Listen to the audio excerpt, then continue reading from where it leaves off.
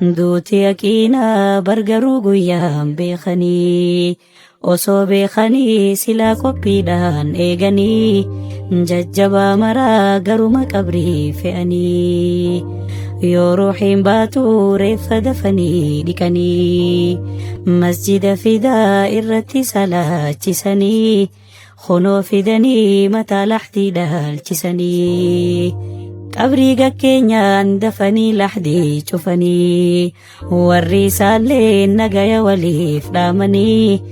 dafanii galuuf biyyee wal jalaa saamanii dafanii galuuf biyyee wal jalaa saamanii nu tolchiinullee situ tolche haala jaraa irra nu tarii badii nutti beetu maraa ganda akhiraa gallaan galuun eessa jira ganda akhiraa gallaan galuun eessa jira.